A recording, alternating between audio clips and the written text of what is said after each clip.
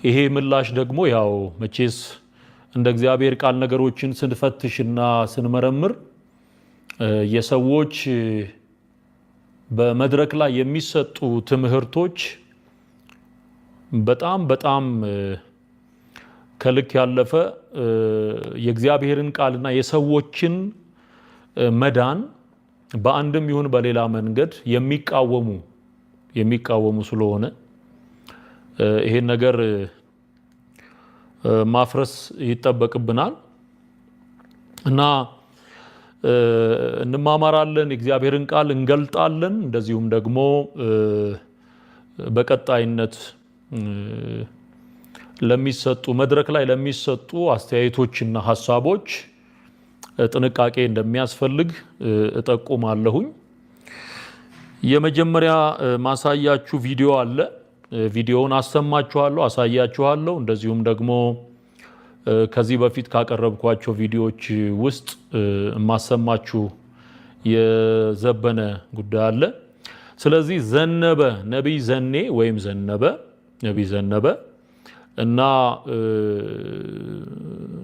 ዶክተር ዘበነ የተገናኙበት አንድ ጉዳይ አለ ማለት ነው እና እሱን በደንብ አድርጌ አጥርቼ መናገር እወዳለሁኝ። ለሁላችንም የእግዚአብሔር ቃል መመሪያችን ነው። ምንኖርበት ምናገለግልበት መመሪያችን የእግዚአብሔር ቃል ስለሆነ በእግዚአብሔር ቃል መሰረት ይህንን ምላሽ እሰጣለሁኝ። እንደምታውቁት የኛ አገልግሎት በተለይም ራሴን ችዬ ስናገር የኔ አገልግሎት በኦርቶዶክስ ቤተ እምነት ውስጥ ያለውን ችግር እንዲፈታ እግዚአብሔር በሰጠኝ ሸክም የአገልግሎት ሸክም ያንን ህዝብ ለማትረፍና ለማዳን ራሱ እግዚአብሔር በሰጠኝ ሸክም መሰረት እየሰራው ነው ያለሁት። ሁሉም አገልጋይ የየራሱ የሆነ ጸጋ፣ የየራሱ የሆነ ጥሪ፣ የየራሱ የሆነ የአገልግሎት መስመር አለው ብዬ አምናለሁኝ። የአንዱ ጸጋ ከሌላው ጸጋ ጋር ደግሞ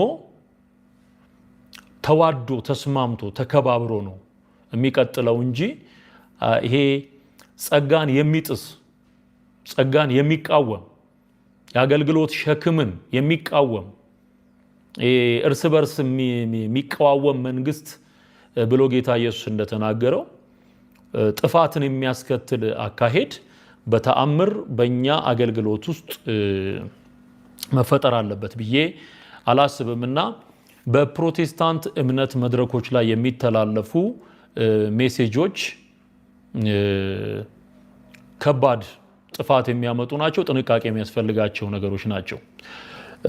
በዚሁ ላይ መጨምርላችሁ ከዚህ በፊት ወንጌል ለኦርቶዶክሳውያን መሰበክ የለበትም የሚል አቋም ያላቸውን ፓስተሮች እንደነ ፓስተር ቸሬ አይነቶቹን በግልጽ በእግዚአብሔር ቃልና ሐሳብ መሰረት ስቃወም ነበር። ለምንድን ነው ያንን የምናደርገው? ለምን? ምክንያቱም እኔ እያገለገልኩ ሰው እየዳነ ነው። ታቦትን ከስር ከመሰረቱ እንደ እግዚአብሔር ቃል በመፈተሽና አገራችን ላይ ያለውን አደገኛ የአምልኮተ ባዕድ አሰራርና የጥንቆላውን የድግምቱን አሰራር ከእግዚአብሔር ውጪ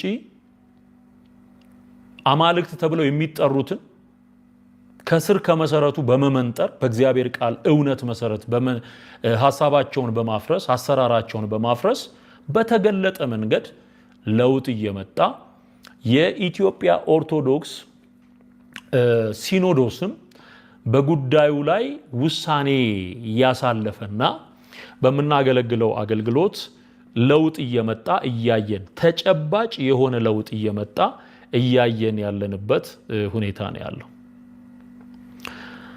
ስለዚህ ለኔ አገልግሎት መሪው መንፈስ ቅዱስ ነው። ለኔ አገልግሎት መሪው የእግዚአብሔር ቃል ነው። የሰውን ሐሳብ በእግዚአብሔርም ዕውቀት ላይ የሚነሳውን ከፍ ያለውን ነገር ሁሉ እናፈርሳለን።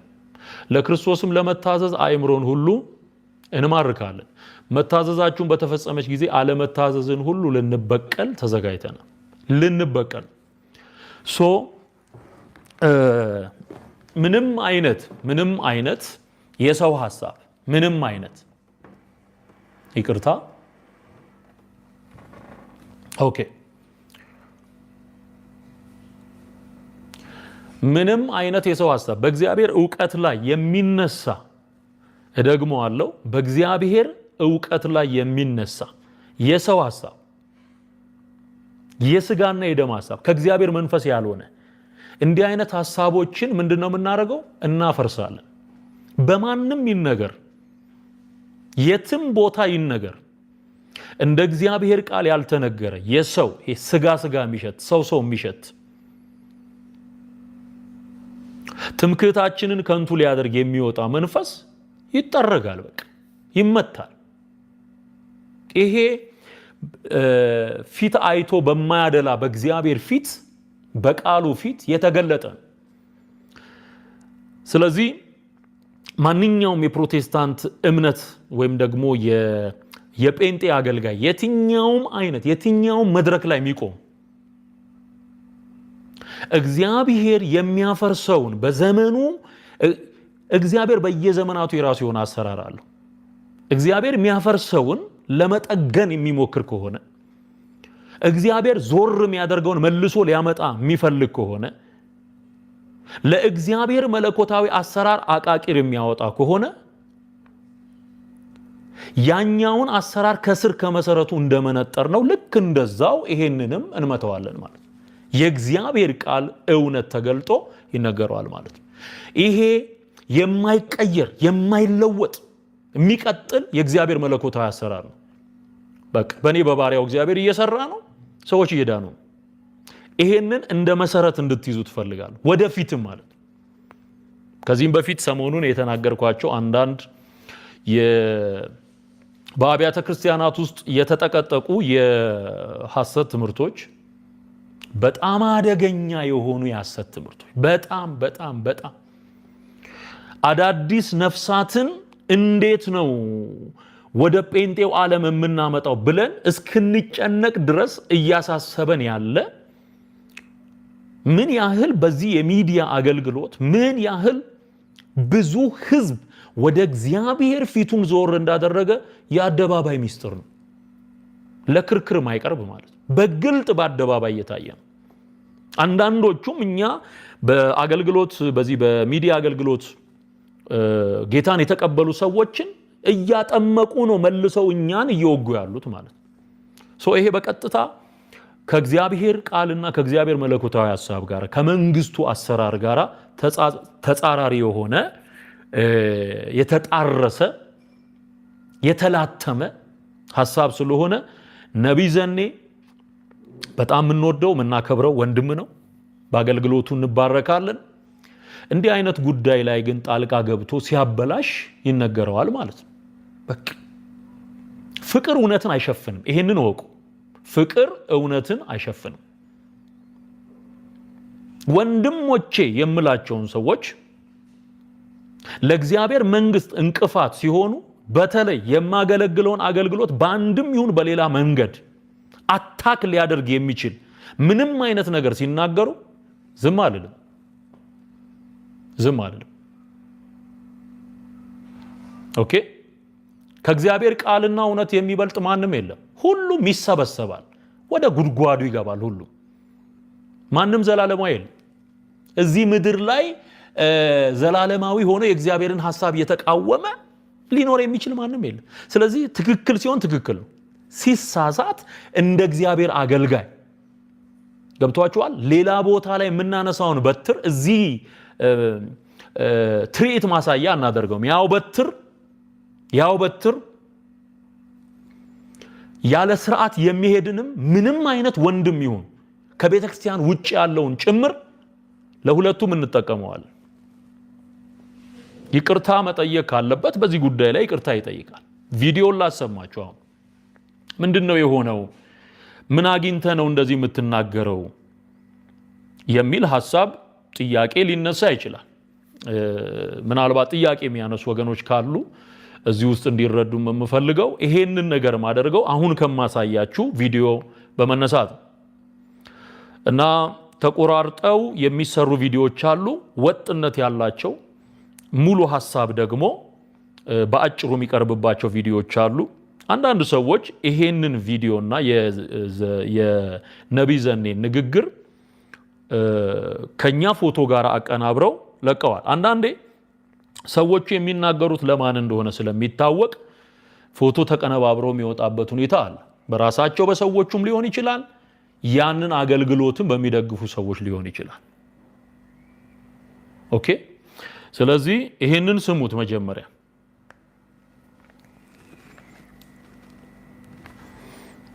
ብላክ ወደ እኔ ሲመጣ መች ነካብኝ ታቦቴን? መች ነካብኝ? እኔ ራሴን የሰጠውለት ብዬ ከደብር ደብር እንከራተትለት የነበረ ጫማ አውልቄ በእግር የሄድኩለት ታቦት መች ነካብኝ? አልነካብኝ። እሱም ቢነካብኝ ኖሮ አልሰማውም ነበር። ቀጥታ ግን ራሱ ሲያብራራልኝ ሌሎቹ ገቡኝ። ስለዚህ በየሚዲያ ወጣችሁ አትለፋለፉ። ሰዎች ክብር ብለው ይዘውት የሚሄዱትን ነገር ቁስ ነው እያላችሁ አትስደቡ። በዚህ አታድኗቸው። እልህ ውስጥ ከቷችሁ ይሆናል እንጂ አታገኙ። ኢየሱስ የሰጣችሁን ይህን ውድ መድረክ በማይገቡ ንግግሮች ይህንን ማድረግ የለብህም። እንትኑ ምንድነው ብለህ ጨሌ ብለህ መናገር የለብህም። ዋናውን ለመናገር ግን መንተራስ ጥሩ ነው። ስለዚህ ጳውሎስ ይሄን የተንተራሰው ጣዖቶቻቸው ላይ የተጻፈውን ጽሑፍ ነኮት። የኔ አምላክ ወደ እኔ ሲመጣ መች ነካብኝ ታቦቴን? ኦኬ፣ የመጀመሪያው ቪዲዮ ይሄ ነው። የኔ አምላክ ወደ እኔ ሲመጣ ታቦቴን አልነካብኝም ነው የሚለው። ኦኬ፣ ሶ ታቦቴ እያለ የሚጠራው እንግዲህ የኦርቶዶክስን ታቦት ነው። የኦርቶዶክስን ታቦት ወይም ደግሞ ኦርቶዶክስ ታቦት ብላ የምትጠራውን ነገር አትንኩ የሚል ነው መልእክቱ። እና ስታዩት ጤናማ ንግግር ነው የሚመስለው። እኔ ግን በእግዚአብሔር መንፈስና በእግዚአብሔር ቃል ስፈትሸው ጤና የጎደለው ንግግር ነው። ስም መጥራት ነው እንጂ ያቃተው በቃ በግልጽ ነው፣ በግልጽ ኦኬ። ጳውሎስ ያገለገለው በዚህ መንገድ አይደለም። ጳውሎስ መንደርደሪያ አደረገው። ይሄ በሐዋርያት ሥራ ምዕራፍ 17 ላይ ያለውን ሐሳብ ይዞ ለማይታወቅ አምላክ የሚለውን ተንተርሶ አሁን ዛሬ የምነግራችሁ ግን ሁሉን የፈጠረ አምላክ አለ ብሎ የተናገረበትን መንገድ እንደ ትክክለኛና ብቸኛ የወንጌል አገልግሎት መስመር አድርጎ ነው የቆጠረው። ይህ አንዱ ሜተድ ሊሆን ይችላል። ነገር ግን ኦርቶዶክስ ታቦት የምትለውን ዘኔ ካልተስማማና ታቦት ነው ብሎ ካላሰበ በስተቀር እስካሁን ድረስ መድረክ ላይ ቆሞ ታቦቴ እያለ ሊጠራ አይችልም። ታቦቴ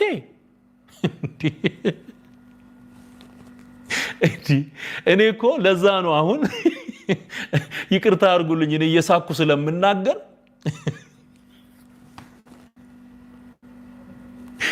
ዘበነን ሲሸኘው ዘነበ ይምጣብኝ።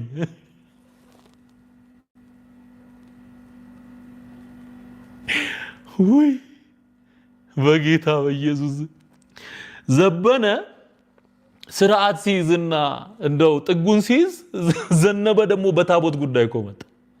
እንዴት ነው ዘኔ እንደዚህ ብለህ የምትነ ታቦትህ ነው ወይ ደግሞ ያንተስ የግል ታቦት ነበረ ወይ ነው? እንጠይቅ። አቡነ ዘኔ የሚባል ታቦት ነበር ወይ ብለን ልንጠይቅ ነው። ልንጠይቅ ነው። አሁን ይኸው ከዘበነ ወደ ዘነበ መጥቻለሁ ማለት ነው። ታቦት ነው ወይ ሲጀመር? እንዲህ ብለህ ነው የምታምነው? እንዲህ ብለህ ነው የምታስበው? ወይስ ለሚሰሙ ሰዎች ፖለቲክስ ነው? ምን አይነት አቀራረብ ነው ይሄ? ለሚሰሙ ሰዎች ታቦቴ ብለህ ስትናገር ኦዲየንስ መሰብሰቢያ ሪሊጂየስ ፖለቲክስ ነው? ምንድን ነው ዓላማው? የዚህ ንግግር ዓላማ ለኛ ከሆነ ይሄ ንግግር በግልጽ እየተናገርን ላለ ነው። ለኛ ከሆነ ቁስ ነው እያልን እየተናገርን ላለ ነው። ለኛ ከሆነ በግልጽ ለኛ መድረስ አለበት መልእክቱ። መድረክ ላይ ከመናገር ይልቅ ለኛ ለኔና እኔን ለመሰል ለሆኑ ሰዎች እንደዛ ከሆነ እንስማማለን። በውስጥ ተነጋግሮ መፍታት ይቻላል።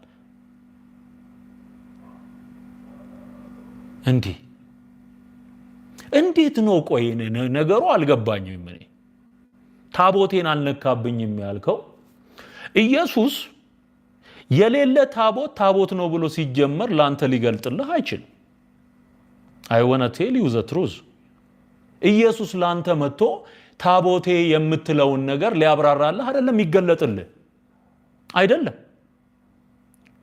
ራሱን ይገልጥልሃል፣ ኮተቱን ያስጥልሃል። ደሞ ስለ ታቦት ማውራት የሚችለው ዳሶ ተሸክሞ መቅደስ ውስጥ ገብቶ የኦርቶዶክስን አስተምሮና ስርዓት አውቆ የሚያገለግል ወይም ሲያገለግል የኖረና ጌታ ይበራለት ሰው ስለ ታቦት ቢናገር ያምርበታል።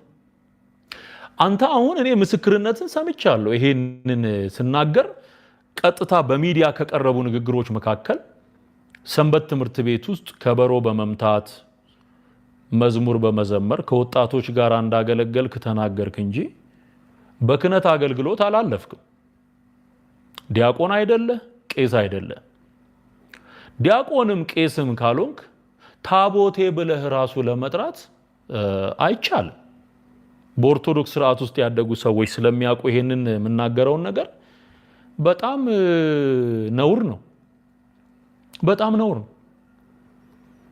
ስለዚህ ሌላኛው ታቦቴ ብለህ ከዛ ጨሌ ደግሞ አንስታል። ጨሌን አትቃወሙ።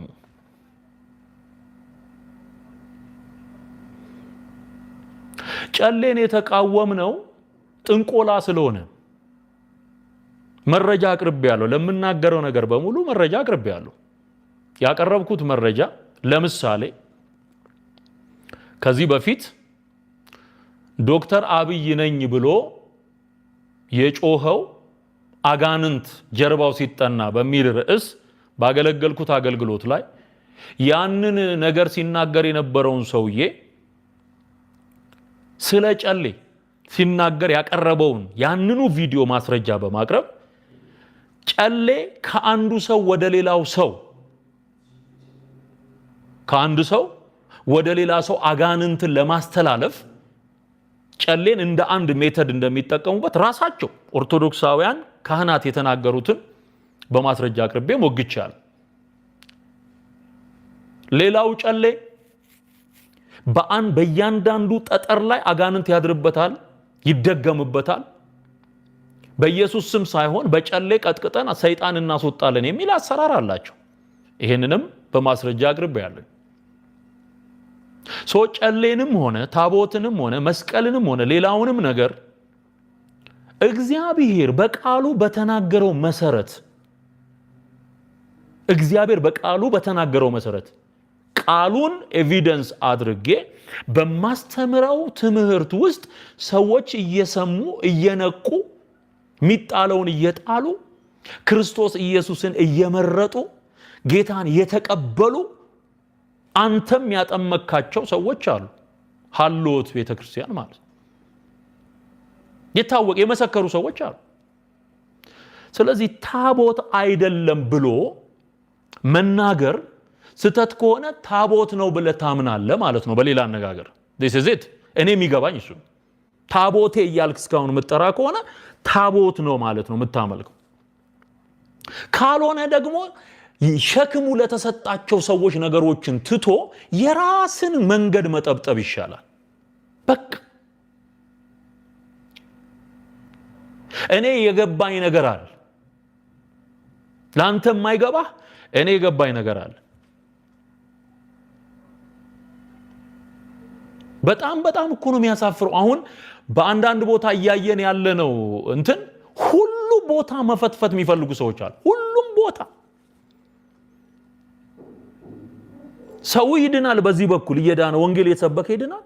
በዚህ በኩል ደግሞ የምትሰሙት በጣም አስቸጋሪ የሆነ ነገር በቃ ሌላ መስርትን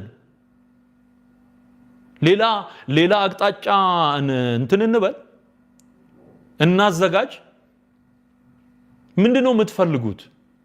ወንጌል ሲሰበክ መሬት አይብቃኝ የምትሉ ወንጌል መሰበክ የለበትም የምትሉ ፓስተሮች፣ እስካሁን ታቦቴ የምትሉ ነቢያቶች እንዴ ምንድነው? ያዙ ይልቀቁኝ። ምንድነው?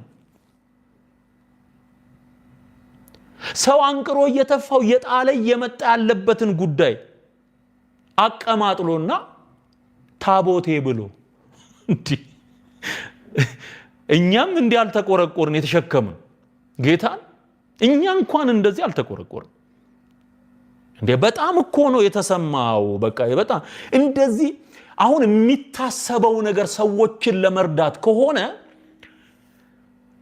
ነጭ ወይም ጥቁር በሆነ መንገድ ማለት በግልጽ ማለት ነው፣ ብላክ ኤንድ ዋይት፣ ይህ ጣዖት ነው አያስፈልግም። ይህ ደግሞ የእግዚአብሔር መንገድ ነው፣ በዚህ ሂድ። ይሄ ጨለማ ነው፣ ይሄ ብርሃን፣ ይሄ እውነት ነው፣ ይሄ ሐሰት ነው ብለህ በግልጽ መናገር እንጂ በዚህ ዘመን ተሸፋፍኖ የሚደረግ ነገር ምንም የለው። ግልጽ ነው።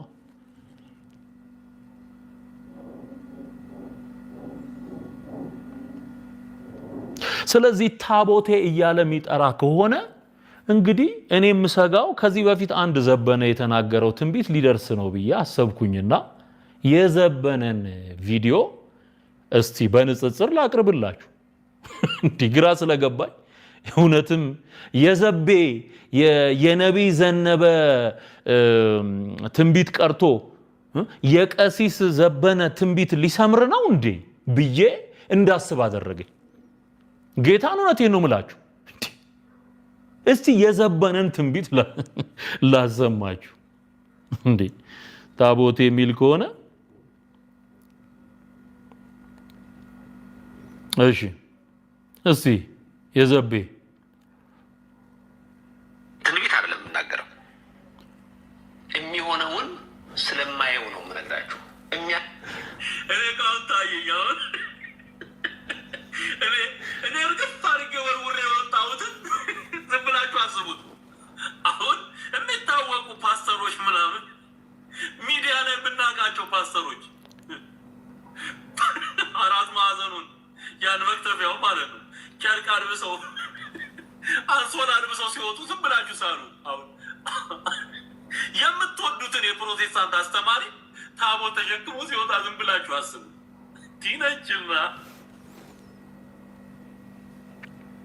በነገራችን ላይ ዘበነ ታቦት ተሸክሞ አይቼው አላውቅም። እኔ ዘበነ ታቦት ተሸክሞ ይሄ እንትኑን ማለት ነው ጣውላዋን ተሸክሞ አይቼው አላውቅም። ቄስ ነው እንግዲህ መሸከም ይችላል፣ መሸከምም አለበት መሸከም አለበት። እና አሁን ስታስበው በቃ ጣውላ ተሸክሞ በኢየሱስ ክርስቶስ ዲነችና እንዴ የእናንተ ሲገርመን ወደኛ ልታመጣው ነው እንዴ?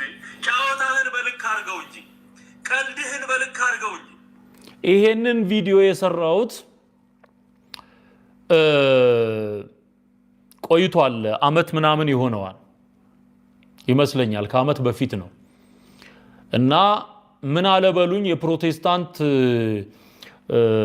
ፓስተሮች እና አብያተ ክርስቲያናት ውስጥ ታቦት ይገባል ወደፊት ብሎ ዘቤ የቀለደው ቀልድ የሱን ያቀረብኩበት ክፍል ነው። ይሄ ትንቢት ይቀድሞ ለነገር ማለት ይሄ ነገሩ ከመሆኑ በፊት ትንቢት ይቀድማል ማለት ነው። ስለዚህ አሁን ሳየው ዘበነ የተናገራት ነገር ታቦቴ በሚል መንፈስ እየተገለጠች ነው ያለችው። ታቦቴ እሺ፣ እሱ የተናገረውን ደግሞ ላሰማችሁ። ልክ አድርገው እንጂ ማቅ ነው የምነግራችሁ። ከዚህ በፊት ማርያም ማርያም ማርያም ብለው ይጠራሉ ታያላችሁ በቅርብ ጊዜ ውስጥ ብዬ ከ15 ዓመት በፊት ጀምሬ የምነግራችሁ ነገር ነበር። በትክክል እሱ ሆኖ ታዩታላችሁ። ሆነ እንዳልኳችሁ ትንቢት አይደለም፣ አሰራራቸውን ስለማቀው ነው የምነግራችሁ። ከ15 ዓመት እንግዲህ የታቦት ንግድ ከቀነሰብህ ንገረን።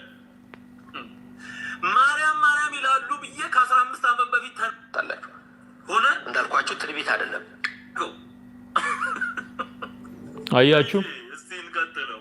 ያረጉትን ስለማቅ ነው ነገር ከዚህ በፊት ማርያም ማርያም ማርያም ብለው ይጠራሉ ታያላችሁ በቅርብ ጊዜ ውስጥ ብዬ ከ15 ዓመት ይሄው ሆኗል እንዴ?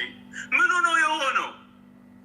በእንደር ትላንትና አይተታቃለ ወይም ደግሞ ማርያም ማርያም እያለ እንግሊን የደረሰው ጴንጤ ግን ታቺ በዚህ ቪዲዮ ላይ ዘበነ ጴንጤ ታቦት ያስገባል ብሎ ሲቀላምድ የነበረውን ነገር ነው ያቀረብኩት።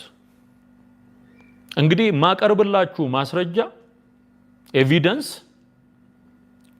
ከዚህ በፊት በራሳቸው ኦፊሻል ቻናል ላይ የተለቀቀ ነው። የነሱ አይደለም እንዳትሉ የነሱ ድምጽ ነው፣ የነሱ ምስል ነው። የሚያምኑበትን ነገር ነው የተናገሩት። ስለዚህ ዘቤ የተናገረው ነገር እና አሁን ዘኔ የሚናገረው ነገር ተገናኘ ማለት ነው። ስለዚህ ታቦት ይገባል ብሎ ዘቤ የተናገረው ነገር እንደው በእውነት የነሱ ነብይ እየተባለ የሚጠራ በመጽሐፍ ቅዱስ ውስጥ አለ። ነቢያት የነበሯቸው አህዛብ እንደነበሩ ጳውሎስ ይናገራል። እና ታቦቴ ሲል ስሙት። አሁን እሱ መች ነካብኝ እኔ ራሴን የሰጠውለት ብዬ ከደብር ደብር እንከራተትለት የነበረ ጫማ አውልቄ በእግር የሄድኩለት ታቦት መች ነካብኝ? አልነካብኝ። እሱ በእግር የተንከራተትኩ ከደብር ደብር የተንከራተትኩለትን ታቦቴን አልነካብኝም ነው። ባይዘወይ ታቦትን ካልነካብህ አትድንም። የኢየሱስ መገለጥ ያስጣለህ ነገር ከሌለ አልዳንክም። ከዳንክ ጥለሃል፣ ከጣልክ ደግሞ አትዋሽም።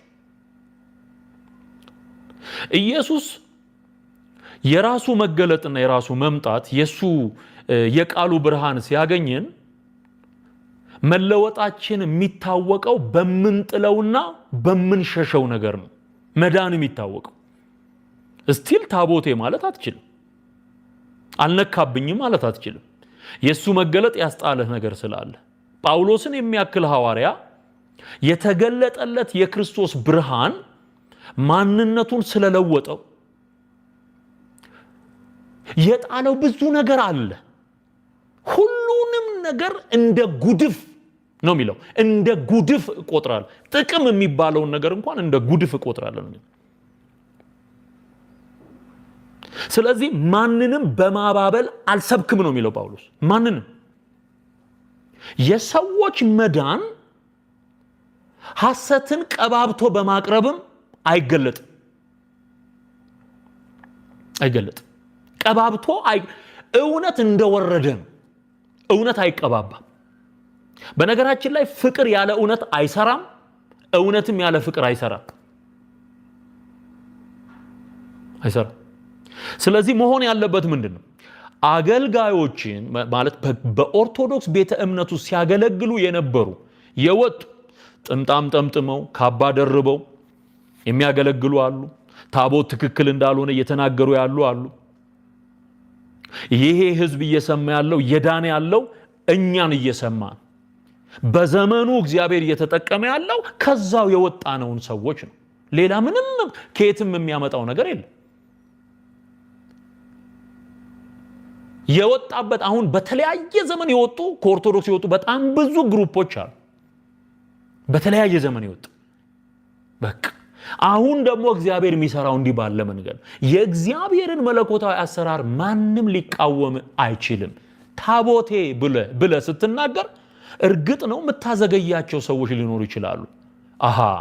እነሱም ታቦቴ ብለው ይጠራሉ ብሎ የሚደነዝዝ የሚፈዝ ህዝብ ይኖራል። ለመዳን እንዳይሮጥ የምታዘገየው ህዝብ ይኖራል እንጂ ከመዳን ግን አታስቆሙ። እግዚአብሔር የጠራው ሁሉ ይወጣል። ስለዚህ መድረካችሁ ላይ የምትናገሩትን ነገር ተጠንቀቁ።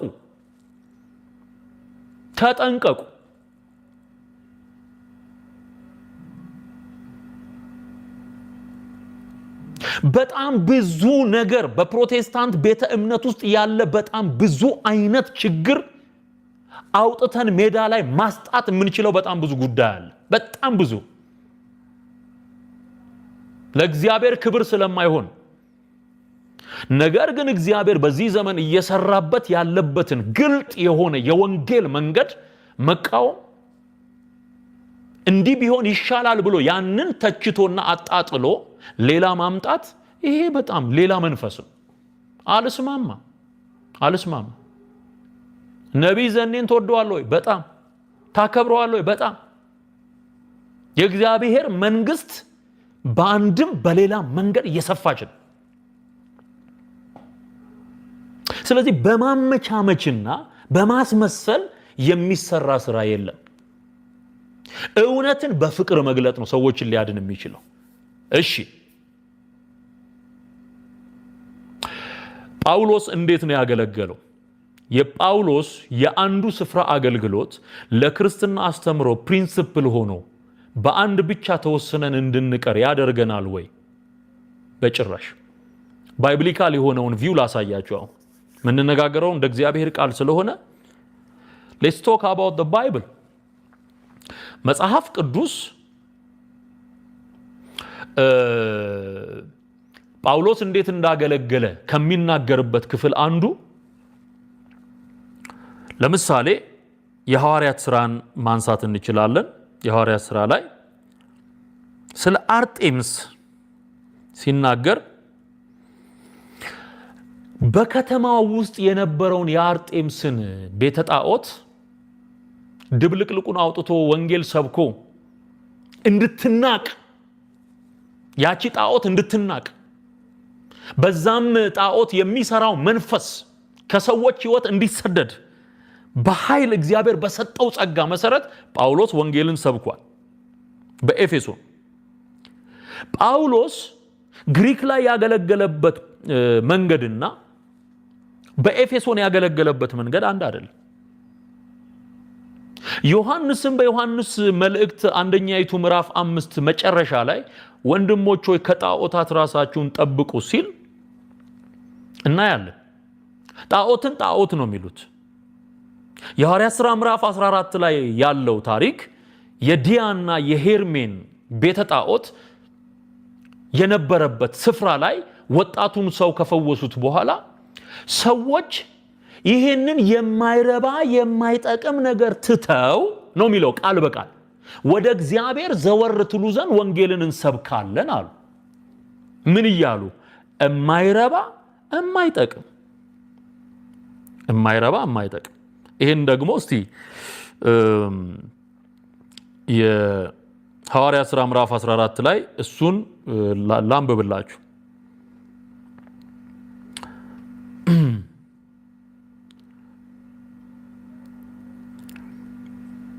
ኦኬ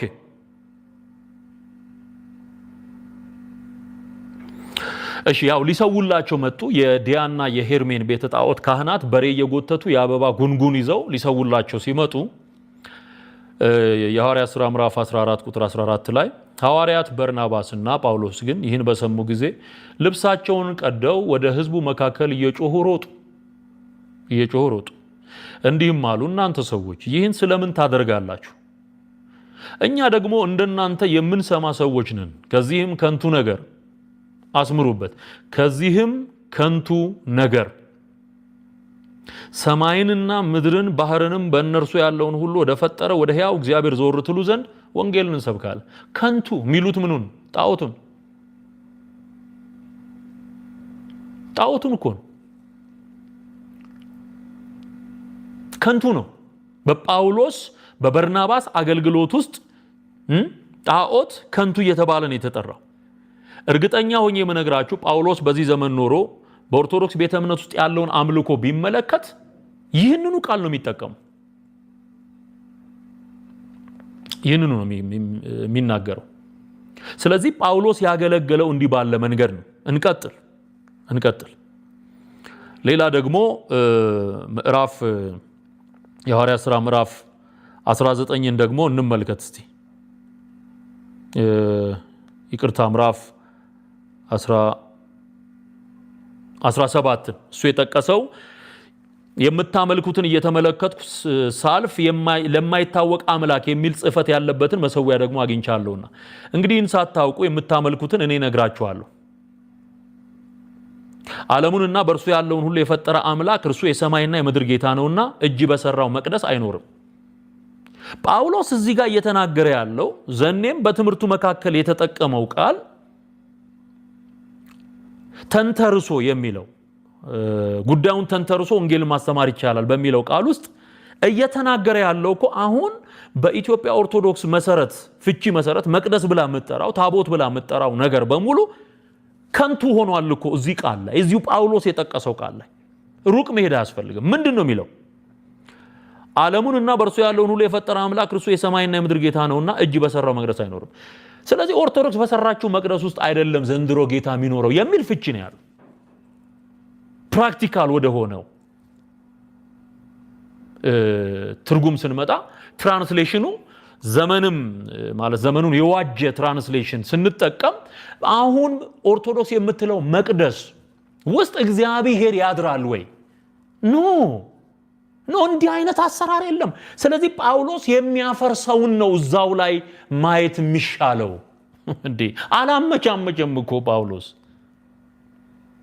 እርሱ ሕይወትንና እስትንፋስን ሁሉንም ለሁሉ ይሰጣልና አንዳች እንደሚጎለው በሰው እጅ አይገለገልም።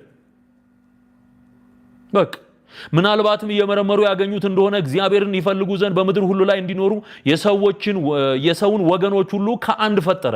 የተወሰኑትንም ዘመኖችና ለሚኖሩበት ስፍራ ዳርቻ መደበላቸው። ቢሆንም ከእያንዳንዳችን የራቀ አይደለም። ከእናንተ ከባለቅኔዎች አንዳንዶች ደግሞ እኛ ደግሞ ዘመዶቹ ነንና ብለው እንደተናገሩ በእርሱ ሕያዋንንና እንንቀሳቀሳለን እንኖርማለን። እንግዲህ የእግዚአብሔር ዘመዶች ከሆንን አስምሩበት። የሐዋርያት ሥራ ምዕራፍ 17 ቁጥር 29 እንግዲህ የእግዚአብሔር ዘመዶች ከሆንን አምላክ በሰው ብልሃትና ሐሳብ እያፈረሰ እኮ ነው የተደረደረውን ታቦት የማይታወቅ አምላክ የሚለውን ሐሳብ ያዘ እንጂ ጳውሎስ ምን እያደረገ ነው? እያፈረሰ ነው። አምላክ በሰው ብልሃትና ሐሳብ የተቀረጸውን ወርቅ ወይም ብር ወይም ድንጋይ እንዲመስል እናስብ ዘንድ አይገባንም። ስለዚህ ስዕል ተብሎ ስላሴ ተብሎ 3 ሽማግሌዎች የተቀመጡበት ስዕል በጳውሎስ ትምህርት መሰረት ፉርሽ ነው። ለምን? አምላክ በሰው ብልሃት የተሳለ ስዕል የተቀረጸ ቅርጽ አይመስልም። ስለዚህ ጳውሎስ ምንም አይነት ነገር ይናገር እያፈረሰ ነው የሚናገረው። ለዚህ ነው መጀመሪያ ስነሳ የሰውንም ሐሳብ በእግዚአብሔርም ዕውቀት ላይ የሚነሳውን ከፍ ያለውን ነገር ሁሉ እናፈርሳለን። በቃ መፍረስ አለበት። ታቦት የሚባል ነገር የለም። በቃ በአዲስ ኪዳን ጴንጤን የማውቀው ራሱ ታቦት መሆኑን ያመነ እኔ የማውቀው ታቦቴ ብሎ አይጠራም። በቃ ከዳነ በኋላ በተለይ ታቦቴ የምትል ቃል ካፉ አይወጣም። ታቦቴን አልለካብኝም፣ በምንም ተአምር አልስማማ። አድርሱልኝ። ስለዚህ ጳውሎስ ያስተማረበት ሜተድ ኢቭን ነቢይ ዘኔ በጠቀሰው ምዕራፍና ቁጥር ውስጥ እንኳን ስናጤን እያፈረሰ ነው ያለው ጣዖት፣ እየተስማማ አይደለም። በቃ ታቦቴ የሚባል ነገር የለም። ኖ ሞር ታቦቴ። ህዝብ መጫወቻ ያደረጉበት የንግድ ሲስተም የሚካኤል የገብርኤል የኡራኤል የሩፋኤል እየተባለ የሚጠራ ህዝብ የሚነጠፍለት ህዝብ የሚከተለው ማን ወጣ ነው የሚባለው? ሚካኤል ወጣ፣ ገብርኤል ወጣ፣ ስገድ እየተባለ የሚነጠፍለት እሱን ሰው አፕሪሼት ያደርጋል እንዴ? ወንጌል እየተናገረ there is no way። እንዲህ አይነት አገልግሎት የለም። በመሃል በስብከት መሃል እንኳን ስናስገባ አንዳንድ ጉዳይ በጥንቃቄ መሆን አለበት። አገልግሎት መነቀፍ የለበት። ስለዚህ ይሄንን እንደ ፕሪንሲፕል ልንይዘው እንችላለን። ሌላው እንዳነሳሁላችሁ የሐዋርያት ሥራ ምዕራፍ 19 ላይ ደግሞ ልውሰዳችሁ። የሐዋርያት ሥራ ምዕራፍ 19 ላይ እንዴ የአርጤምስን ቤተ ጣዖት እኮ በቃ ከስሩ ነው የነቀለው። ከስሩ ክብር ለኢየሱስ ይሁን። ሃሌሉያ። እሺ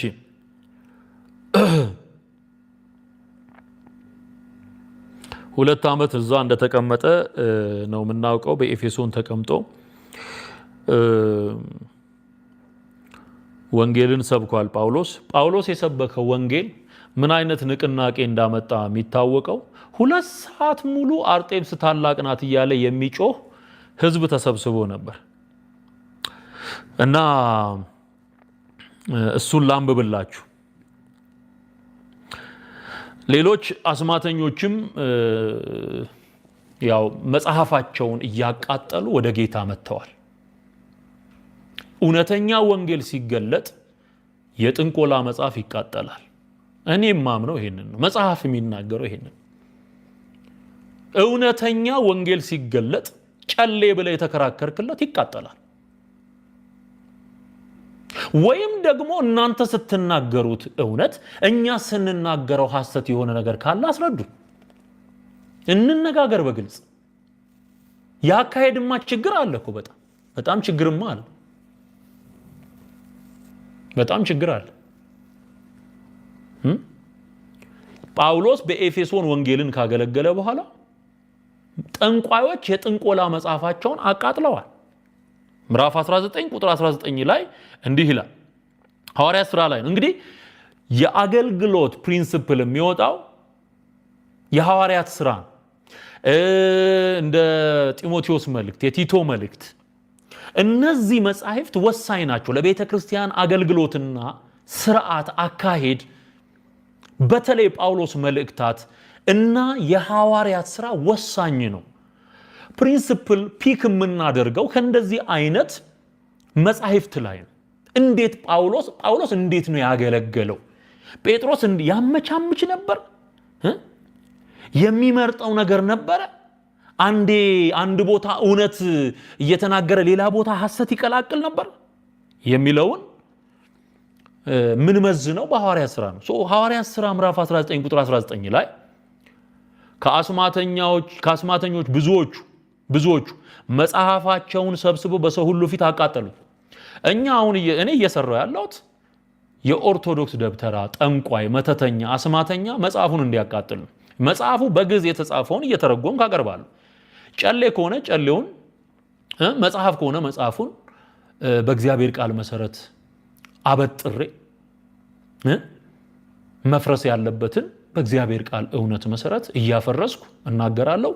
ብዙ ጠንቋይ የነበሩ ሰዎች እየተለወጡ ነው። ሁሉንም ነገር መናገር ስለሌለብን፣ ለሚዲያ ፍጆታ መዋል ስለሌለበት፣ ለሰዎቹም ደህንነት ስለምንሰጋ በጥንቃቄ እስኪያድጉ ድረስ ብለን እንጂ በዚህ አገልግሎት በጣም ብዙ ጠንቋይ ወደ ጌታ እየመጣ ነው። ክብር ለኢየሱስ ይሁን። መጽሐፉን እያቃጠለ እየመጣ ነው። ስለዚህ አሁንም በጳውሎስ የሰራው ጌታ በእኔ እየሰራ እንዳለ አምናለሁ። ከአስማተኞቹም ብዙዎቹ መጽሐፋቸውን ሰብስበው በሰው ሁሉ ፊት አቃጠሉት። ዋጋውን ቢታሰብ 50 ሺህ ብር ሆኖ ተገኘ። እንዴት መጽሐፉን አቃጠል? ስለ መጽሐፉ ካልነገረው ጳውሎስ እንዴት ነው መጽሐፉን ሊያቃጥል የሚችለው? ስለዚህ ታቦት እንደማያድን፣ ለታቦት ስግደት እንደማይገባ፣ እግዚአብሔር በአዲስ ኪዳን ታቦትን እንዳልሰጠ መጽሐፍ ቅዱስ ገልጠን ስንናገር ታቦት የሚለውን ነገር በሙሉ ትቶ ሰው እየወጣ ነው ያለው። ስለዚህ አንተ ተነስተ ታቦቴ ስትል ያሳፍራል፣ ያስቆጫል። እነዚህ ሰዎች ምንድን ነው የሚያስቡት ብለን እንድንጠራጠር ሁሉ ያደርገናል።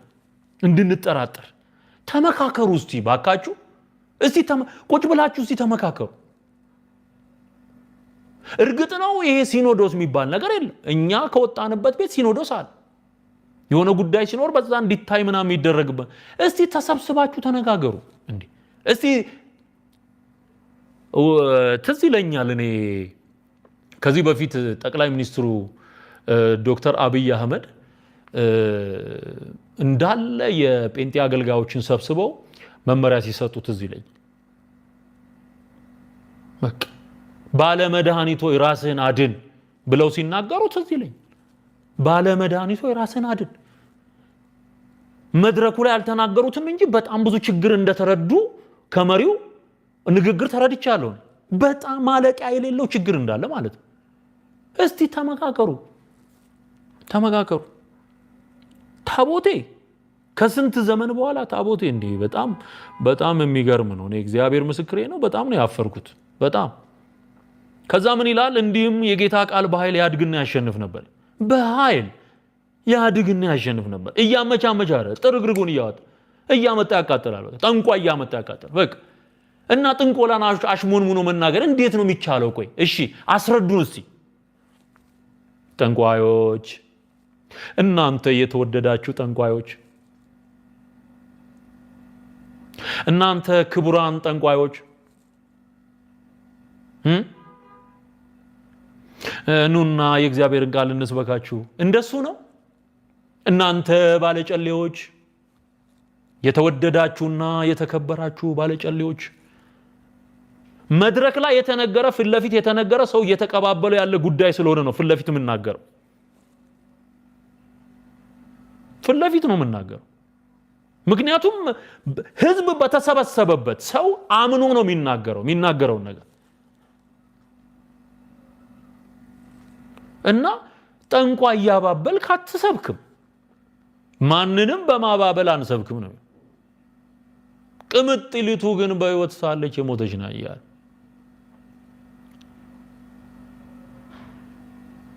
በጓዳ አውሩ የሚሉ አሉ። በጓዳ ተወራ እንዴ?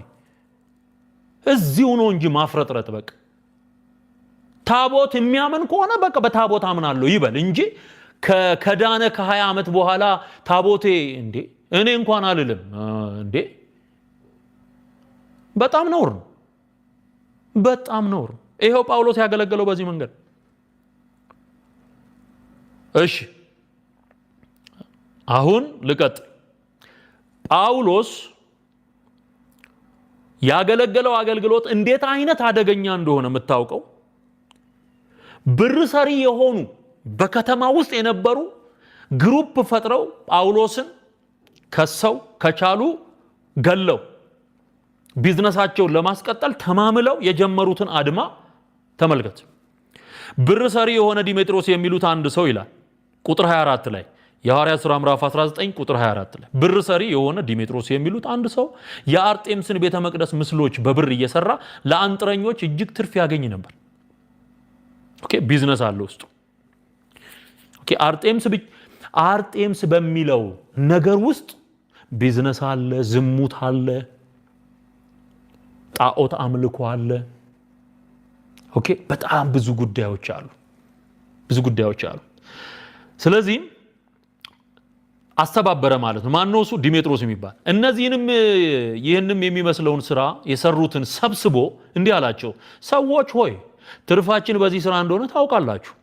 ይህም ጳውሎስ በእጅ የተሰሩት አማልክት አይደሉም። ማን ያለው? ጳውሎስ። አሁን ዘኔ በተናገረው መሰረት ጳውሎስ ምዕራፍ 17 ላይ ብቻ ያለውን ሊያውም እነሱም ያመልኩት አምላክ እንዳልሆነ አምላክ ሰማይና ምድርን የፈጠረ እንደሆነ በክርስቶስ ኢየሱስ ዘመዳችን እንደሆነ አምላክ በሰው ብልሃት የተሰራ ብርና ወርቅ ወይም ቅርጽ እንደማይመስል በግልጽ የተናገረበትን ምዕራፍ 17 ነው የጠቀሰው ዘኔ።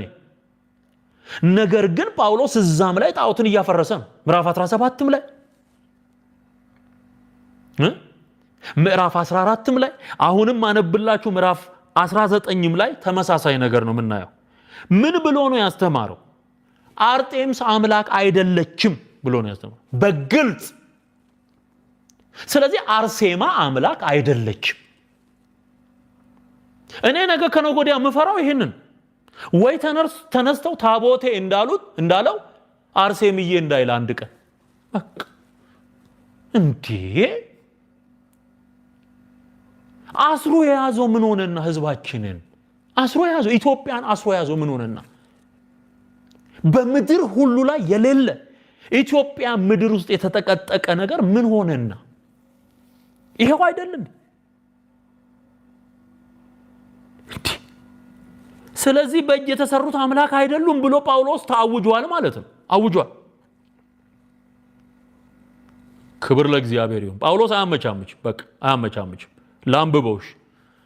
ይህም ጳውሎስ ቁጥር 26 በእጅ የተሰሩት አማልክት አይደሉም ብሎ በኤፌሶን ብቻ ሳይሆን ከጥቂት ክፍል በቀር this is biblical teaching እኔ ምነግር መጽሐፍ ቅዱስ የግል ሐሳቤን አይደለም ምነግር በነገራችን ላይ በሰው ዘዴ መጽሐፍ ቅዱስ አይሰበክም በመንፈስ ቅዱስ ምሪት አሜን ነው በሰው ብልሃት በሰው ጥበብ የሚሰራ ምንም አይነት የወንጌል ስራ የለም እኔም ማምነው መንፈስ ቅዱስ በነዳ መጠን ነው ወንጌል የምትናገረው የምትመሰክረው ታቦት ጣዖት እንደሆነ ተናግሬያለሁ አሳምሬ እየተናገርኩ ቀጥላለሁ አለቀ ይሄ ነው የእግዚአብሔር መንፈስ የሚፈልገውንና መደረግ ያለበትን እንጂ ሰምተው ሲያገለግሉ የነበረው የራሳቸውን አይደለም ከሰው ይልቅ ለእግዚአብሔር ልንታዘዝ ይገባል ሲሉ እውነቱን እውነት እያሉ እየመሰከሩ ነው ሐሰቱን ሐሰት እያሉ ነው ስለዚህ ከጥቂት ክፍል በቀር በእስያ ሁሉ ጳውሎስ ሲያገለግል ምን እያለ ነው ያገለገለው በእጅ የተሰሩት አማልክት አይደሉም አራት ነጥብ በእጅ የተሰሩ ሁሉ አማልክት ጥቂት ክፍል ብቻ ነው ያልሄደው እንጂ መላው ኤዥያን እየዞረ ሲያስተምር ጣዖት እየጠረገ ነው ያስተማረው እያመቻመቻ አይደለም ነበር ወይ ጳውሎስ በነበረበት ዘመን ታቦት የሚባል ነገር ነበር ወይ ጴጥሮስ ይሸከም ነበር ወይ ዘኔ እንዳለው ዋናዎቹ ባለ ታቦቶች እንግዲህ አይሁድ ናቸው ዋናዎቹ ባለ ታቦቶች አይሁድ ናቸው አይደል እነዚህ ሐዋርያት የተመረጡት ከልክ እንደ 12ቱ ነገደ እስራኤል 12ቱ ሐዋርያት ያው ከእስራኤል አይሁዳውያን ናቸው እንደው ታቦቴ እንኳን ቢሉ የሚያምርባቸው እነሱ ናቸው እነ ጳውሎስ ያላሉትን ታቦቴ እነ ጴጥሮስ ያላሉትን ታቦቴ ጣዖቴ ይጨመርበት እንዲህ በእግዚአብሔር ቃል ላይ በእግዚአብሔር እውነት ላይ በእግዚአብሔር መለኮታዊ ሐሳብ ላይ በእግዚአብሔር አሰራር ላይ ቅንጣት ታህል ትዕግስት የለንም የሚሰራ ምንም አይነት ስተት መታረም አለበት አበቃ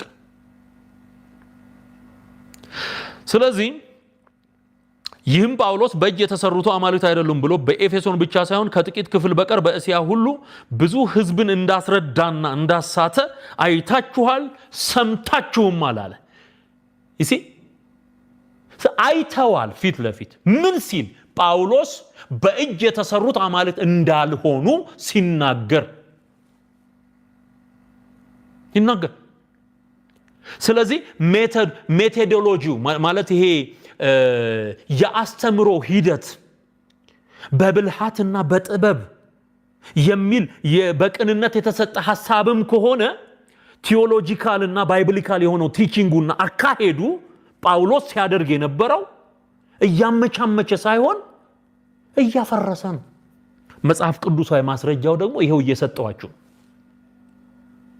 ቁጭትም ኖሮ ታቦቴ በሚል መንፈስ ከሆነ ይሄው እየተናገርኩ ነው በሁለቱም ተረዳኝ እኛን ለማረምና ለማስተካከል አካሄድ ስተት አለ እንኳን ብሎ ለማሰብ ከሆነ ይጠቅማል ብሎ የተሰጠ ሐሳብ ከሆነ እንደማይጠቅም ሐሳቡ ትክክል እንዳልሆነ ጽንፍ የረገጠ እንደሆነ ጣዖት አምልኮን የሚያበረታታ እንደሆነ ያዙልኝ ሁለተኛ ታቦትን በመደገፍም ከሆነ ስተት እንደሆነ የጣዖት አምልኮ እንደሆነ ምንም አይነት ጨርቅ ይልበስ ጣዖት እንደሆነ በእግዚአብሔር ቃል መሰረት እያረጋገጥኩ ነው ማለት ሁለቱም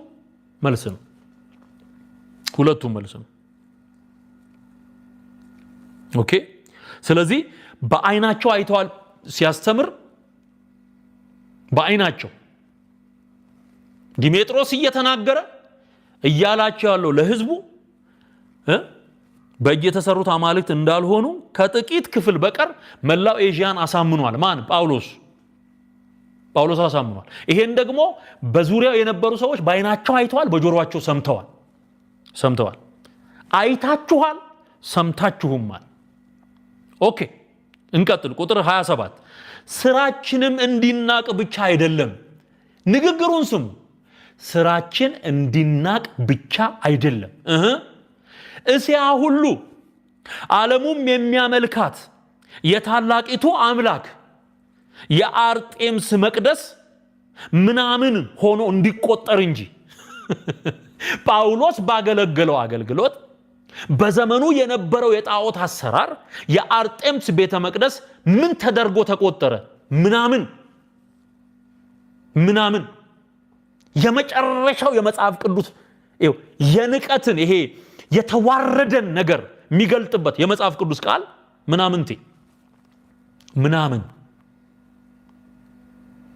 የአርጤምስ አምልኮ ምናምን ሆኖ እንዲቆጠር ጳውሎስ ይሄን አድርጓል።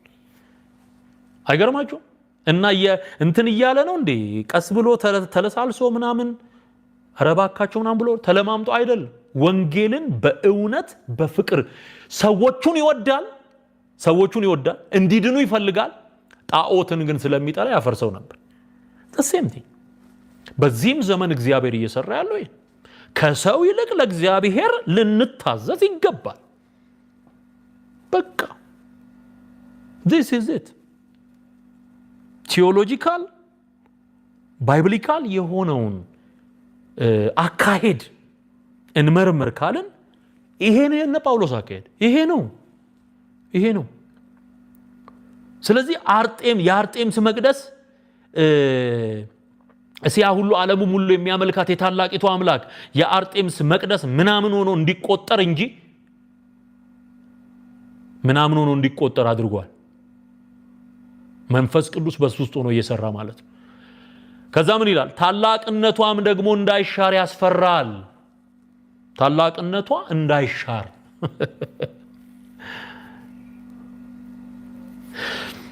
ስለዚህ አርጤምስን ከስሯ የነቀለ አገልግሎት ነው በጳውሎስ ሲደረግ የነበረው።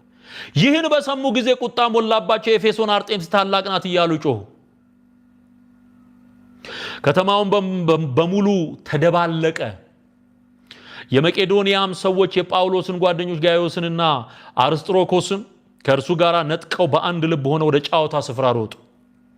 ጳውሎስም ወደ ህዝቡ ይገባ ዘንድ በፈቀደ ጊዜ ደቀ መዛሙርት ከለከሉት ይላል።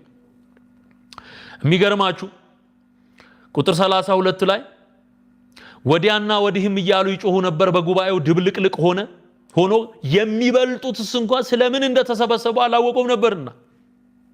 ስለምን እንደተሰበሰበ የማያውቅ ህዝብ 2 ሰዓት ሙሉ አርጤምስ ታላቅ ናት እያለ ይጮሃል። 2 ሰዓት ሙሉ። ይሄ ክፉና ደጉን መለየት ያልቻለው ህዝባችን በክርስቶስ ፈንታ የተደረደሩለትን አማልክት እያመለከ ያለ ህዝባችን፣ በጨለማ በድንግዝግዝ እየተጓዘ ያለው ህዝባችን ተሐድሶ ሆኖለት ሚጣለውን ጥሎ ማሽቀንጠር ያለበትን ወርውሮ ለእውነት ታዞ ጌታን ተቀብሎ ምድሪቱን ፈውስ እንዲሆንላት ህዝባችን ከእርግማን እንዲላቀቅ ከህፃን እስከ አዛውንት እውነተኛውን ክርስቶስን አውቀው እንዲድኑ በግልጥ ወንጌል መነገር አለበት። ከባርባራና ከአርሴማ ጋራ ከክርስቶስ ሰምራ ጋራ የተጋባ ጄኔሬሽን እውነቱ ካልተነገረው ሊነቃ አልቻለ። እግዚአብሔር ጠፍቶት አይደለም። ኦኬ እንደዚህ ብለው የሚያምኑ የሚያስቡ ሰዎች ካሉ ለምን በራሳቸው መንገድ አያስተምሩ? ወጥተው ኦኬ ኦርቶዶክስን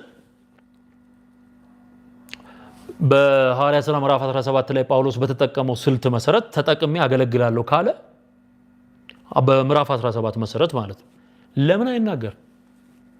እሺ ጳውሎስ በሰው እጅ የተሰራ አምላክ በሰው እጅ የተሰራ ብርና ወርቅን ቅርጽን ይመስላል ብለን እናስብ ዘንድ አይገባም ያለውን ቃል ይዞ ስዕል ሮንግ እንደሆነ ለምን አይናገርም? በቃ እንትኑ ይሄ ነው፣ መፍትሄው ይሄ ነው። ትክክል እኔ የሚሄድበት አካሄድ ትክክል ነው ብሎ ካሰበ ሰው ኦኬ ጣዖት አምልኮ ነው እችን ጣዖት እባካችሁ ተዋት ማለት ይችላል። የሚያስኬደው ያ ከሆነ አደባባይ ላይ ወጥቶ ምንም አይነት ንግግር መናገር አያስፈልግም። ቀጥታ ይሄ የተቀረጸ ምስል ጣዖት ነው ብሎ መናገር አለበት። ባይዘወይ ሰባኪ ከሆነ ሮንግ የሆነውን በደንብ አድርጎ አፍረጥርጦ መናገር አለበት። አፍረጥርጦ በቃ እግዚአብሔር በዚህ ነው የሚረካው። በነገራችን ላይ በብልሃትና በጥበብ ቢሆን ኖሮ ወንጌል አይሰራም ነበር። ብልሃትና ጥበብ ስንት ጊዜ መርከብ እየተሰበረ እየተንጠላጠለ አራቱ የወንጌል ጉዞ አድርጎ ያን ሁሉ ቤተክርስቲያን ተክሎ ይመለሳል እንዴ ጳውሎስ? በሰው ብልሃትና ጥበብ የሚሰራ የእግዚአብሔር ስራ የለም። በቃ መንፈስ ነዳቸው። የሚከለክላቸው ስፍራ ነበር፣ የሚፈቅድላቸው ስፍራ ነበር። እየሄዱ ያገለግላሉ። በደንብ አድርጎ አጭዶ እየተናገረ ገላትያን ስታጠኑ በገላትያ መልእክት ውስጥ ጳውሎስ ሕግን የጽድቅ መንገድ አድርገው ያስተማሩትን ጥርግርጋቸው የሚያውኳችሁ ይቆረጡ እያለ ነው ሲናገር ምናየው። ሲያመቻምች አይደለም። በቃ ሲያመቻምች አይደለም። ስለዚህ ወደ እግዚአብሔር መለኮታዊ ሐሳብ መምጣትና እውነት የሆነውን እውነት ሐሰት የሆነውን ሐሰት ማለት ይሻላል። ካልሆነ ያላመኑ ሰዎች የተናገሩት ትንቢት መፈጸሚያ ነው የምትሆነው። እንዳነጻጸርኩላችሁ ወደፊት ጴንጤ ቸርች ታቦት ሊገባ ይችላል ብሎ ዘቤ የተናገረው ነገር ነው እንደዚህ ተጠምዝዞ እየመጣ ያለው። እኔ ባይዘወይ ወደፊት እብደቱ በዚህ ልክ ከቀጠለ አሁን ምናየው በዚህ በሚዲያ ምናያቸው ነገሮች አሉ አይደል ወገኖቼ? በጣም በጣም በጣም የራሳችሁን ልብ ጠብቃችሁ የምትኖሩበት ዘመን እንደሆነ ነው መነግራችሁ። keep your heart clean፣ ንጹህ ልባችሁን ጠብቃችሁ ከጌታ ጋር መኖር very dangerous። የሚሰማው የሚታየው ነገር it's not ኖርማል አይደለም።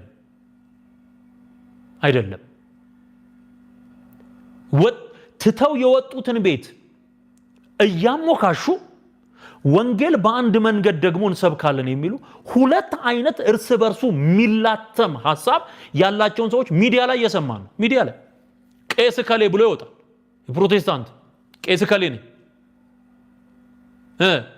ይሄው እዚህ የሚያገለግሉት አገልጋዮች እንዲያድርገው እንዲሰርቱ።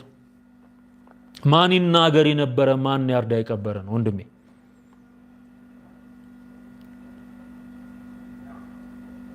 ማን ያርዳ የቀበረ? ምንናገረው እዛ ውስጥ አሰልጥኖ ስላወጣ ነገደ የእስራኤልን ሕዝብ ከግብጽ ባርነት ነፃ ለማውጣት ፈርዖን ቤት ውስጥ ያደገውን ሙሴን ነው እግዚአብሔር የተጠቀመው። ሌላ ከውጭ አላመጣም። በፐርፐዝ ነው ያደገው እዛ ውስጥ በዓላማ ነው። እኔ የምናገረውን ልትናገር አትችልም። እኔ የምተረጉመውን ግዕዝ ልትነካው አትችልም። ትምክት የሚያስፈልግ ከሆነ አለ በሞኝነት እናገራለሁ እንዳለ ጳውሎስ ማለት ነው። ታቦቴ የምትለውን አንተ ተሸፍኖ ነው የምታውቀው። እኔ እያገላበጥኩ ዘይት እየቀባው ወጥተው ሚዲያ ላይ ኢንተርቪው ሲሰጡ እየዳነ ያለውን ህዝብ እንቅፋት የሚሆን ንግግር የሚናገሩ ወደፊት የወጣውን ወደ ኋላ የሚስቡ ወይ አትገቡ ወይ አታስገቡ እንዳላቸው ጌታ ኢየሱስ በማቴዎስ ወንጌል ምዕራፍ 23 ላይ እንዲህ አይነት ቅዠት የሚቃዡም አሉ እያየናቸው ያሉ። እንደዚህ አይነት ሰዎች በደንብ ስርዓት መያዝ አለባቸው። ስለዚህ ታቦት በአዲስ ኪዳን የለም። ታቦቴ የሚባል ነገር የለም። በቃ ታቦቴ የሚባል ነገር የለም። አልነካብኝም። በደንብ አድርጎ ነክቷል። እንዴት? ኢየሱስ አካል ነው። ታቦት ጥላ ነው። ኢየሱስ አካል ዕጣን ማጤስ ጥላ፣ ኢየሱስ አካል የድንኳኑ አገልግሎት ጥላ፣ የመስዋዕቱ አገልግሎት ጥላ፣ አትንካ፣ አትቅመስ፣ አትዳስ የሚሉት ስርዓቶች በሙሉ ጥላ ናቸው። ኢየሱስ አዲስ ትምህርትን ያመጣ አዲስ ትምህርት ነው። የአዲስ ኪዳን ትምህርት ነው። the new testament teaching ነው። በቃ ይሄንን ቲቺንግ ደግሞ ዮሐንስ እንደተናገረው በክርስቶስ ትምህርት ለማይኖር ሰው አምላክ የለውም ነው የሚለው። የለውም። የክርስቶስ ኢየሱስን ትምህርት ካልተከተለ አምላክ የለውም።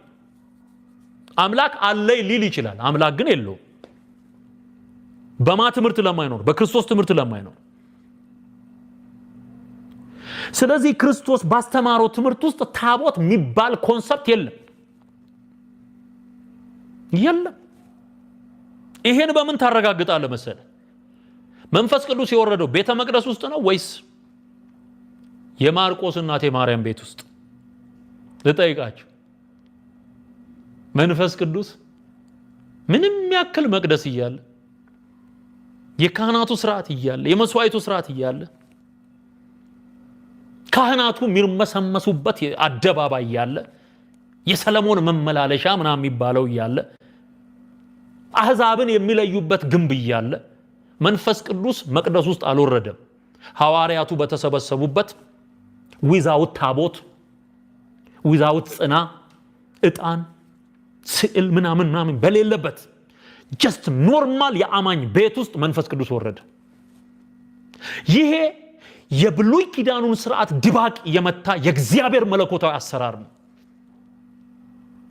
በአንድም ይሁን በሌላ መንገድ ታቦትን ደግፈ ስትናገር የእግዚአብሔርን መለኮታዊ አሰራር ነው የምትቃወመው። የመንፈስ ቅዱስን አሰራር ነው የምትቃወመው።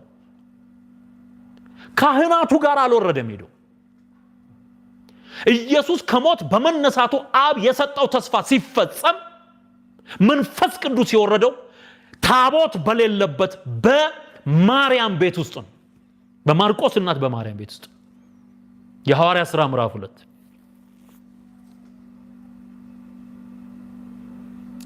በእንጨት እንደማይገለገል ከዛ በኋላ ያረጋገጠ መገለጥ ነው ይሄ።